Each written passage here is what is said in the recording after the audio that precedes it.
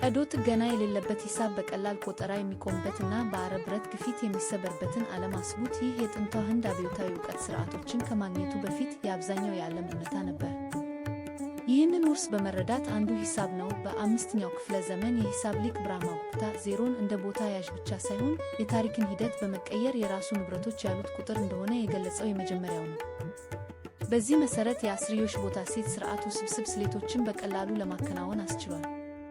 ያለዚህ ቀልጣፋ ማዕቀፍ ዘመናዊ ኮምፒውተሮቻችንን እና ዲጂታል ሕይወታችንን የሚያስኬዱ ስልተ ቀመሮች በቀላሉ ሊኖሩ አይችሉም። ሁለት ወደ መድኃኒት ዓለም ስንሄድ የቀዶ ሕክምና አባት የሆነውን ሱሽሩታ እናገኛለን። ከ2600 ዓመታት በፊት ከ120 በላይ የቀዶ ጥገና መሳሪያዎችን እና እንደ ራይኖፕላስቲክ የፕላስቲክ ቀዶ ጥገና ከምዕራቡ በፊት ከረጅም ጊዜ በፊት የሱሽሩታ ሰንታያን መዝግቧል። የሕክምና ችሎታቸው የአየር ገዳ ነበር። ይህ ሥርዓት ምልክቶችን ብቻ አላስተናገደም። በአመጋገብ ዮጋ እና ከእጽዋት የተቀመሙ መድኃኒቶች አማካኝነት አጠቃላይ መከላከል ላይ ያተኮረ ነው። አንድ ጽንሰ ሐሳብ ዘመናዊ ደህንነት አሁን እንደገና በማግኘት ላይ ነው። 3 በብረታ ብረት መስክ ህንድ ለዓለም ዋውስዲያው አቀረበች። ከፍተኛ የካርቦን ቅይጥ ለታዋቂዎቹ የደማስቆ ጎራዴዎች ጥሬ ዕቃ ነበር፣ በጥራታቸውና ጠርዝን በመያዝ የሚታወቁት።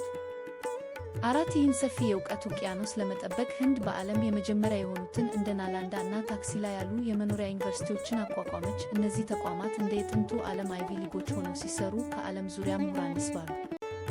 5 ለስልታዊ አስተሳሰብ ወደ ኬትራንድ እንመለከታለን። ከጉፕታ ኢምፓየር የመነጨው ይህ ጨዋታ ወደ ዘመናዊ ቼዝ ተለወጠ። ምክንያታዊ አስተሳሰብን፣ ስትራቴጂን እና አርቆ አስተዋይነትን ለትውልድ መሪዎች ያስተምራል። 6 ህንድ በዕለት ተዕለት ሕይወቷም እንኳ አስፈላጊ የሆኑትን በአጥሚነት አገልግላለች። የኢንዱስ ሸለቆ ስልጣኔ ጥጥን በማልማት እና በጨርቅ ውስጥ በመፍተል ዓለምን በጨርቃጨርቅ እና በንጽህና አጠባበቅ ሥርዓቶች እንደ መጸዳጃ ቤት በማስተዋወቅ የመጀመሪያው ነው። ከዜሮ ቁጥር ጀምሮ እስከ ሰማይ ጠቀስ ፎቆች ድረስ ያለው ብረት። እነዚህ አስተዋጽኦዎች የማይታየውን የዘመናዊ እድገት የጀርባ አጥንት ፈጠሩ። እነዚህን ስሮች ማወቃችን ታሪክን ከማስከበር ባሻገር የሰው ልጅ እድገትን እውነተኛ ትስስር እንድንረዳ ይረዳናል።